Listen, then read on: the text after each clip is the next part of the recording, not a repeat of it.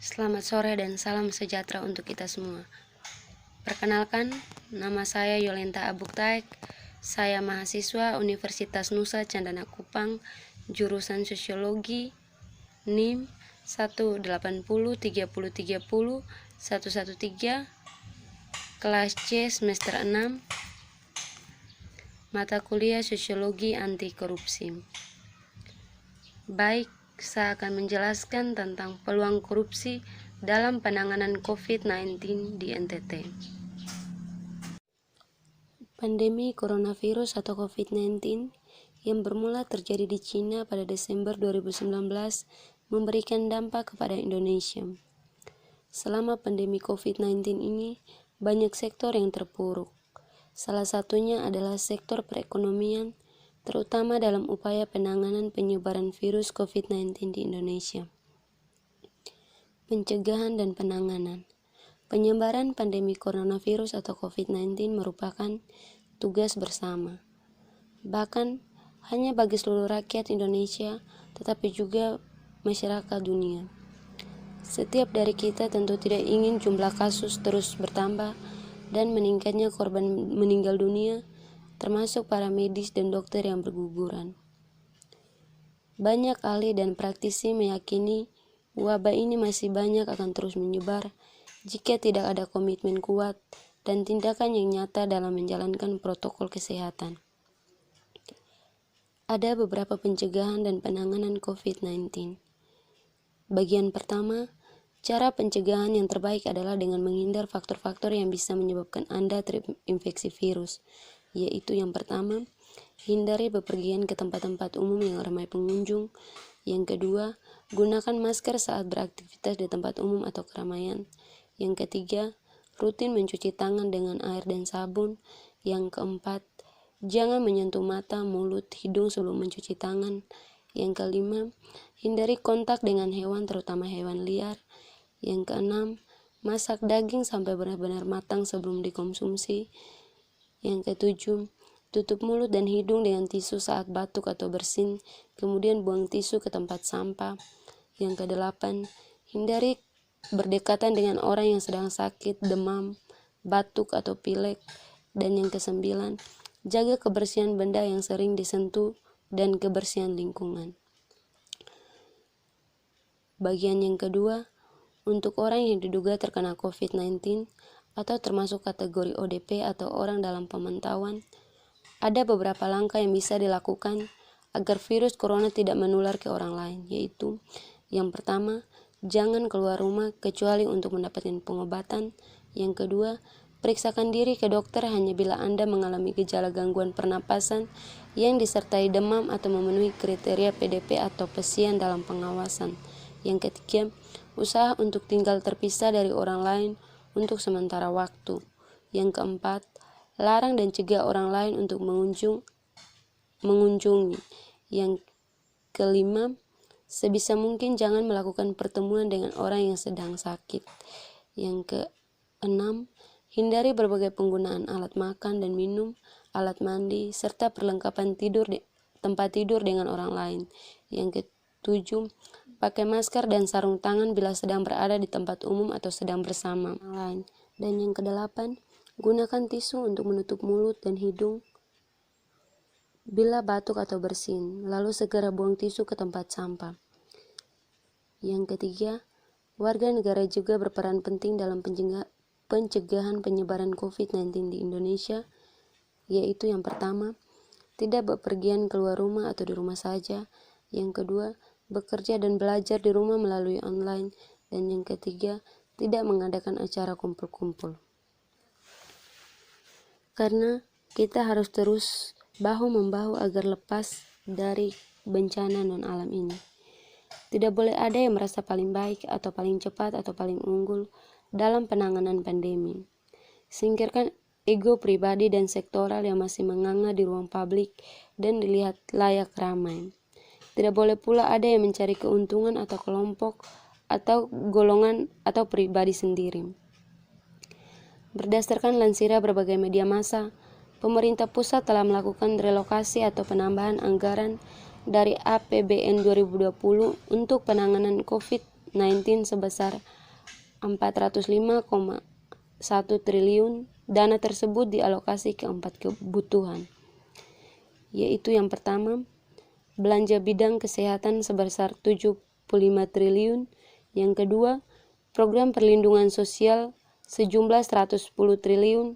Yang ketiga, insentif perpajakan dan stimulus kredit usaha rakyat senilai 70,1 triliun. Dan yang keempat, program pemulihan ekonomi nasional sebesar 150 triliun. Di antara 4 besar klasifikasi tersebut, laporan tertinggi yang disampaikan masyarakat meliputi yang pertama, penyaluran bantuan yang tidak merata dalam hal waktu dan masyarakat di wilayah sasaran. Yang kedua, masyarakat yang kondisinya lebih darurat lapar, tidak terdaftar dan sebaliknya. Dan yang ketiga, terdaftar tetapi tidak menerima bantuan. Yang keempat, tidak dapat menerima bantuan di tempat tinggal dikarenakan kartu tanda penduduk atau KTP pendatang. Berbagai indikasi penyimpanan dana bansos COVID-19 mulai dilaporkan oleh elemen masyarakat di berbagai daerah dan juga telah menerima tembusan dari masyarakat yang melaporkan dugaan korupsi bansos yang terjadi. Sifatnya masih tembusan belum laporan karena masyarakat melaporkan dugaan korupsi. Ada yang menyampaikan bahwa pintu masuknya korupsi adalah maladministrasi, sehingga memberikan pelayanan publik dengan mencegah maladministrasi akan otomatis mencegah korupsi. Dana bansos COVID-19 peruntukannya harus tepat sasaran sehingga perlu dikelola dengan baik oleh penyelenggaraan pelayanan secara transparan dengan akuntabilitas tinggi sehingga tidak mudah untuk dituduh masyarakat. Penyelenggaraan pelayan dalam pandemi COVID-19 harus ditanggulangi secara cepat, baik pemerintah ataupun masyarakat. Pandemi COVID-19 mengubah kehidupan seluruh masyarakat Indonesia. Dalam penanganan bencana adalah tanggung jawab dari pemerintah memberikan penanganan terhadap memberi perlindungan masyarakat dari ancaman bencana alam. Dan bertujuan untuk mengetahui pengaturan tindak pidana korupsi yang dilakukan pada saat pandemi COVID-19, hukuman yang akan diberikan pada pelaku pidana korupsi pada masa pandemi COVID-19, dan upaya penanggulangan tindak pidana korupsi pada pandemi COVID-19. Adapun metode yang digunakan dalam penelitian ini adalah metode yuridis normatif. Upaya hukum dalam pemberantasan tindak pidana korupsi yang dilakukan pada masa pandemi COVID-19 melakukan dua strategi, yaitu upaya preventif dan represif. Masyarakat harus mendukung penuh seluruh kebijakan pemerintah. Penyaluran bansos harus terbuka. Selain itu, peran penting dari pengawasan internal daerah seperti inspektorat dibutuhkan untuk menjadi kendali atau kontrol penyaluran bansos. Belajar dari dana bantuan gempa 2009 di Sumatera Barat, sejumlah orang telah dijerat pidana penjara karena melanggar pasal 2 ayat 1 dan pasal 18 Undang-Undang tentang pemberantasan tindak pidana korupsi. Para tersangka dijatuhi hukuman pidana dengan tuduhan ikut serta melakukan tindakan korupsi. Hal ini tentu tidak boleh terulang pada bantuan sosial dampak COVID-19. Kendali telah terbit peraturan pemerintah pengganti Undang-Undang atau Perpu Nomor 1 Tahun 2020 tentang kebijakan keuangan negara dan stabilitas sistem keuangan negara untuk pandemi COVID-19. Dan kasus dugaan korupsi kembali mencuat. Menjelang peringatan Hari Anti Korupsi Sedunia atau Hakordia setiap 9 Desember, publik dikejutkan dengan operasi tangkap tangan atau OTT, kasus dugaan korupsi yang menerpa salah seorang oknum menteri. Sedihnya, kasus ini berkaitan dengan bantuan sosial COVID-19 bagi masyarakat miskin. Komisi Pemberantasan Korupsi atau KPK dalam beberapa pekan terakhir telah menunjukkan taringnya. Tak tanggung-tanggung, terdapat sejumlah oknum pejabat publik baik di tingkat kementerian maupun di daerah yang terjerat OTT. Masyarakat tentunya patut mengapresiasi kinerja KPK yang telah begitu gencar melakukan aksi OTT ini. Tentunya kasus korupsi yang melibatkan para oknum pejabat publik malah terjadi di masa pandemi. Hal ini tentunya membuat kita sebagai masyarakat semakin prihatin.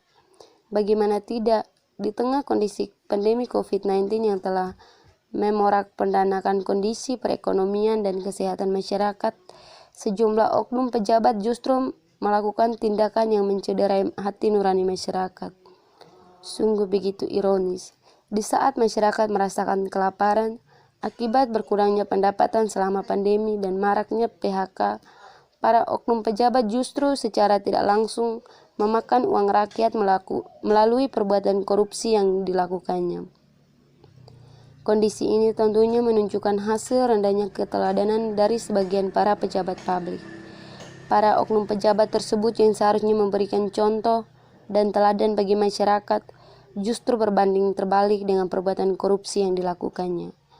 Pasalnya perbuatan korupsi ini sangat berbahaya, yang secara tidak langsung dapat memengaruhi kondisi psikologi masyarakat untuk tidak patuh terhadap pemerintahannya.